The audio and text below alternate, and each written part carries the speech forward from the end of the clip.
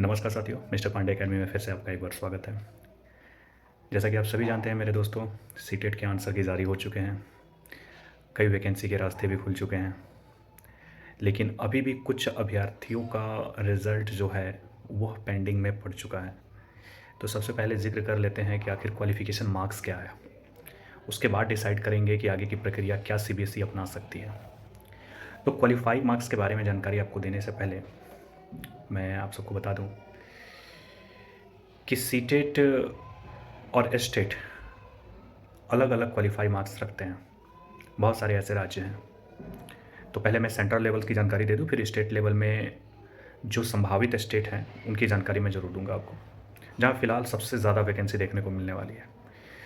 तो आइए सेंट्रल के बारे में पहले जानकारी ले लेते हैं। जनरल में चाहे पुरुष हो चाहे महिला हो, 90 नंबर्स कंपलसरी हैं, यानी 60% कंपलसरी है। 90 नंबर लाना अनिवार्य है। आप उसमें एक भी कम नंबर लाते हैं तो आपको फेल माना जाएगा। ओबीसी, एसटी, एससी और हमारे दिव्यांग भाई बहन जो भी हैं, उन सब के लिए सीबीएसई ने 82 मार्क्स रखा है, यानी 82 नंबर का क्वालिफ़िकेशन मार्क्स रखा है। तो जो हमारे भाई बंधु हैं 82 नंबर के साथ ओबीसी में, एसटी में, एससी में या फिर आपके दिव्यांग में हैं, उन सबको 82 नंबर पे क्वालिफ़ाई किया जाएगा।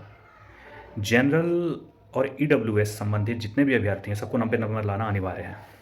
ऐसा ईडब्ल्यूएस अभ्यर्थी अगर सोच रहे हैं कि 5% उन्हें भी छूट देकर 82 नंबर से पास किया जाएगा, तो ऐसा बिल्कुल नहीं है, क्योंकि अभी तक एनसीटी से ऐसा कोई अप्रूवल मिला नहीं है, इसलिए सीटेट इसको एक्सेप्ट करता भी नहीं है। चलिए अब आते हैं किन राज्यों में सबसे ज़्यादा वैकेंसी इस समय देखने को मिलेगी। तो उत्तर प्रदेश हो गया, बिहार हो गया। तो चूँकि बिहार में इस समय कम से कम 2-2.5 लाख वैकेंसियाँ देखने को मिलेंगी। तो बिहार स्टेट के संबंध में मैं आपको जानकारी देना चाहता हूँ। बिहार जो में जितने भी अभ्यर्थी क्वालिफाई किए हैं, उन सब के लिए जो योग्यता है, खासकर जनरल लड़कियों की बात करें हम, तो जनरल लड़कियों का क्वालिफ़िकेशन जो मार्क्स रखा गया है, वो मार्क्स आपको 82 रखा गया है। साथ ही साथ आपको और बता दें कि एसटी, एससी और हमारे दिव्यांग साथी हैं, उनको 75 रखा गया है, 75 नंबर। बिहार की जिक्र मैं कर रहा हूँ, बिहार से संबंधित जिक्र, क्योंकि सबसे ज़्यादा बहाली आज इस बार 2023-24 में देखने को मिलेगी। करीबन 2 लाख से ऊपर की बहाली है, जिसमें primary, upper primary, secondary, senior secondary सब रहेंगे। तो मेरे साथियों, प्राइमरी में 1 से 8 में ये वैलिड होगा। यहाँ के लिए 6 to 8 और 1 to 5 में एक ही रूल चलेगा। साथ ही साथ आपको 9, 10th और 11, 12th में अलग रूल चलते हैं। उसमें 50% अंक के साथ क्वालिफाई चाहिए, जबकि 1 to 8 में ऐसा कुछ नहीं है कि 50% चाहिए। यहाँ 60% का भी प्रावधान है। तो जितने बंधु हमारे हैं एसटी, एससी और हमारे दिव्यांग साथी जो, उनको 75 नंबर लाना है बिहार के परिप्रेक्ष्य से बहाली की प्रक्रिया में भाग लेने के लिए। महिला अभ्यर्थी हमारी जो जनरल हैं, सेंट्रल उसे 90 नंबर पे क्वालिफाई मानता है, बिहार स्टेट उससे 82 नंबर पे ही क्वालिफाई मानता है। साथ ही साथ मैं आप सबको बता देना चाहता हूँ कि बिहार में जो बहाली आने वाली है, इसमें बिहार के मूल निवासी को ही मौका दिया जा रहा है। अन्य राज्यों का इसमें कोई जिक्र नहीं किया गया है। तो इस बार की बहाली में लाभ बिहार के निवासी को ज़्यादा मिलने वाला है, क्योंकि इससे पहले वाली जो बहाली हुई थी उसमें सारे राज्यों को लाभ इक्वल मिला था बिहार के जैसे। जितना बिहार का हक था उतना सबका हक था, लेकिन इस बार थोड़ा सा जो ये है आपको सिस्टम है उसको चेंज किया गया है। और मैं ज़िक्र आपको बता देना चाहता हूँ, यूपी में भी इसी तरीके की है। यूपी में अलग अलग कैटेगरी का अलग अलग वहाँ भी रखा गया है, लेकिन जनरल का कोई चेंजिंग नहीं है। जनरल 90 नंबर कंपलसरी है क्वालिफाई के लिए। तो जनरल के परिप्रेक्ष्य से ही हम आप सबके सामने जिक्र रखेंगे अदर स्टेट का भी। तो जितने भी देश के अन्य राज्य हैं और 90 नंबर कंपलसरी है आपको लाना, और जैसे जैसे आपके राज्य स्तरीय छूट मिलते हैं वैसे वैसे आपका मार्क्स कम होते जाएगा। तो अपने राज्य स्तरीय के अकॉर्डिंग ही उसको अनुमान लगाइएगा, लेकिन यह ध्यान जरूर रखिएगा कि 90 नंबर जनरल के लिए कंपलसरी है। साथ ही साथ और बताना चाहूँगा कि मान लीजिए कि कोई ऐसा अभ्यर्थी है जिसका एक नंबर कम हो गया, चाहे वो 81 हो गया, चाहे 89 हो गया, क्या वो उम्मीद कर सकते हैं कि वो क्वालिफाई हो? साथियों, मैं आपको बताना चाहूँगा, बिल्कुल उम्मीद कर सकते हैं। कारण इसका सुनिए, चूँकि इससे पहले जो सीटेट सीबीटी आयोजित की गई थी, उसमें सीबीटी दो आयोजित करने के उपरांत बहुत सारी गलतियाँ प्राप्त हुई थी। उसमें सबको नंबर भी दिया गया था। साथ ही साथ सीटेट ने कॉमन तौर पर सबको 1 नंबर बढ़ाया था। उसने माना कि हाँ, प्रत्येक शिफ्ट में एक-एक क्वेश्चन ऐसा है जो गलत हुआ है, उसको मद्देनज़र ध्यान रखते हुए उन्होंने एक-एक नंबर सबको दिया। मैं ये नहीं कह रहा हूँ कि इस बार सबको मिलेगा। देखिए, मैं आपको ये बताना ज़रूर चाहता हूँ कि संभावना जताई जा रही है कि नॉर्मलाइज़, देखिए पहली बात है कि नॉर्मलाइज़ होगा कि नहीं होगा, इस पर थोड़ा-सा ध्यान दे दीजिए, क्योंकि ये बहुत इंपॉर्टेंट पॉइंट है। मैं बार-बार इस पर वीडियो नहीं बनाऊँगा, लेकिन जो कन्फर्मेशन है मैं उसको क्लियर करके आपको रख दूँगा कि बार-बार आपको कहीं और देखने का मौका ना मिले। सबसे इम्पोर्टेंट बात मैं बताना चाहता हूँ कि नॉर्मलाइज़ेशन का चांसेस 99% नहीं है, इस बात को ध्यान रखिएगा, नहीं है।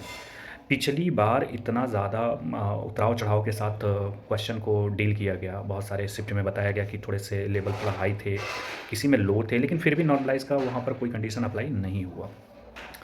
तो इस बार का जो पेपर आप सबने दिया है, सबको अपना पेपर मॉडरेट और ईज़ी ही लगा है, किसी को बहुत हाई नहीं लगा हुआ है। तो सीबीएसई इसमें भी नॉर्मलाइज़ेशन का जो प्रक्रिया है, उसको नहीं के बराबर लेगी। समझ लीजिए तो नहीं ही लेगी। मतलब ये दुनियादारी की बात हटा दीजिए, लोग अपना बता देते हैं कि हाँ, ये होगा, वो होगा, ये होगा, ऐसा कुछ नहीं होने वाला है। जो फैक्ट है मैं आपको वो बता रहा हूँ, और जो हकीकत है उसी से रूबरू करवा रहा हूँ। नॉर्मलाइज़ेशन की प्रक्रिया तब अपनाई जाती जब कम से कम 5-10 शिफ्ट ऐसा रहता जो बहुत हाई रहता, लेकिन ऐसा नहीं है। 5-10 शिफ्ट ऐसा रहता तब जाके उस पर एक बात बनती। देखिए, सीबीएसई ने किया क्या चीज़ है कि किसी शिफ्ट में सीडीपी को हार्ड किया है तो किसी में हिंदी को लो कर दिया है, किसी में मैथ को टारगेट किया है तो किसी में संस्कृत को टारगेट कर दिया है। बात समझिए मेरी, ये नॉर्मलाइजेशन का प्रोसेस में नहीं आएगा। उसने कोई 2 पेपर जो हैं आपके, जैसे कि आपको पता ही है कि शिक्षा शास्त्र हो गए, आपके ईवीएस या मैथ हो गए, और फिर आपके साइंस हो गए, एसएसटी हो गए, तो कोई एक पार्ट को हार्ड किया है तो कोई 2 पार्ट को ईज़ी कर दिया है। तो ऐसे प्रोसेस में नॉर्मलाइजेशन अप्लाई नहीं होता है। नॉर्मलाइजेशन तब होगा, मान लीजिए कि सारे के सारे जो आप सब्जेक्ट दे रहे हैं वो सारे के सारे हार्ड हों। मतलब उसमें आप क्या बताते हैं, आपके बाउंस चले, सर के ऊपर से क्वेश्चन जाए।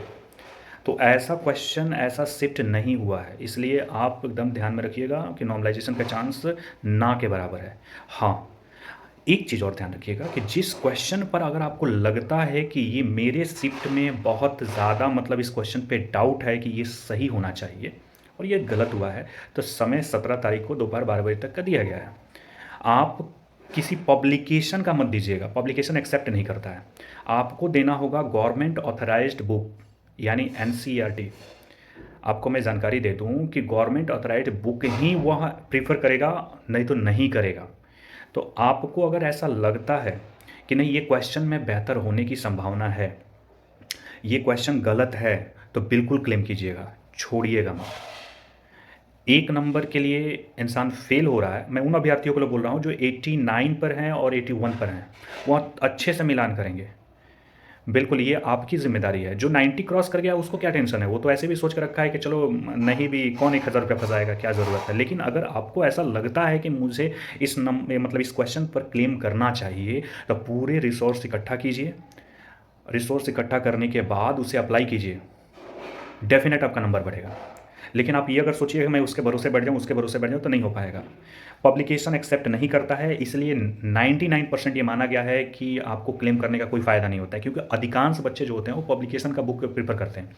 अब पब्लिकेशन के बुक को एक्सेप्ट नहीं करता है, इसलिए आपको गवर्नमेंट ऑथराइज जो बुक होंगे, आपके बीएड के हो गए चाहे डीएलएड के हो गए, उसको प्रीफर में डालना होगा, उसको आपको अप्लाई करना होगा, और तभी आपको वो बेनिफिट मिलेंगे, नहीं तो नहीं मिलेंगे। तो अब मेरे ख्याल से नॉर्मलाइज प्रोसेस के बारे में भी आप जान गए, क्लेम के भी बारे में जान गए, और निराश नहीं होना है। कभी कभी सीबीएसई को खुद ये लग जाता है कि इसमें सबको मिलना चाहिए, तो वो ऑटोमेटिक डेफिनेट देता है, लेकिन अगर आपके पास पुख्ता सबूत है किसी क्वेश्चन को लेकर, तब आप अप्लाई कीजिए। दूसरी बात समझ लीजिए, जिनका 2 नंबर, 4 नंबर, 8 नंबर, 5 नंबर से पीछे है, वह ध्यान ही मत दीजिए कि उनका रिजल्ट होगा। मैं स्पष्ट बात कर रहा हूँ, कोई इसमें ये वाली बात नहीं है, फालतू वाली कोई बात नहीं है कि आपके ऊपर भ्रमित करके मतलब आपको रखूं, ऐसा बिल्कुल नहीं सोचिए। क्योंकि पिछली बार सबसे ज़्यादा दिक्कत पिछली बार हुई थी, सबसे ज़्यादा दिक्कत, और उस सिचुएशन में उसने नॉर्मलाइज का प्रोसेस ना के बराबर अप्लाई किया ही नहीं। कोई 4 नंबर, कोई 3 नंबर, कोई 2 नंबर, कई मेरे ऐसे जानकार में हैं, मतलब जो साथी हैं, जो बताते हैं कि मैं 89 पर आके रुक गया, 88 था, एक नंबर बढ़ाया या 89 पर रुक गया। मैंने आंसर की से मिलाया और मिलाने के बाद मेरा इतना नंबर आया, इसमें एक भी नंबर बढ़ा नहीं। तो इस बात को ध्यान रखिएगा, जब सीबीएसई को लगेगा कि मैंने गलती किया है तभी वो एक्सेप्ट भी करेगा, अन्यथा वो नहीं करेगा। अगर आपके पास पूरी पुख्ता सबूत है कि हाँ ये क्वेश्चन डाउटफुल है, इस क्वेश्चन पर मुझे क्लेम करना चाहिए, तभी कीजिएगा, मतलब मत कीजिएगा। तो मेरे साथियों, मुझे उम्मीद है कि यह जानकारी आपको स्पष्ट रूप से समझ में आ गई होगी। आने वाली सारी वैकेंसी के लिए आप सभी साथियों को बेस्ट ऑफ लक। रिज़ल्ट आपका मैक्सिमम 10 डे के अंदर आ जाएगा। 10 दिन काफ़ी है, 10 दिन से ज़्यादा नहीं लगेगा। तो बिल्कुल, जो लोग पास हो गए हैं उन लोगों को अग्रिम शुभकामनाएं। आज जो लोग क्वालिफाई नहीं किए हैं वो धैर्य नहीं खोएंगे, बिल्कुल नहीं खोएंगे। फिर सीटेट सडन एकदम जुलाई में आने वाला है। इतना फास्ट सर्विस होने का मतलब है कि वो जुलाई में रिपीट एग्ज़ाम लेगा, तो आप उसकी तैयारी में लग जाइए। अगर आप ये भरोसे में बैठ जाएंगे कि चीज़ कि नहीं मुझसे नहीं हो पाएगा, नहीं निकलेगा, तो सबसे बड़ा अपॉर्चुनिटी आप खो दीजिएगा, ठीक ना। किसी एक एग्ज़ाम के फेलियर से आपका ये टैग नहीं लग जाता है कि आप उसको तोड़ नहीं सकते हैं, आप उसे कर नहीं सकते हैं। डेफिनेट आप कर सकते हैं, थोड़ी सी और मेहनत की ज़रूरत थी। जो आप में कमियां लगा वह आप, पता है ना, बालक की त्रुटियां ही बताती है कि उसकी सोचने की क्षमता क्या है। हमारी त्रुटियां ही हमें बताती हैं कि हमें कहाँ और बेहतर करना चाहिए। उसको ध्यान में रखकर डेफिनेट वर्क कीजिए, आप भी जल्दी सेलेक्ट होइएगा। तो best of luck my dear, and फिर से मैं कहूँगा अग्रिम शुभकामनाएं आप सबको। मिस्टर पांडे अकेडमी बनने के लिए बहुत बहुत धन्यवाद। जय हिंद।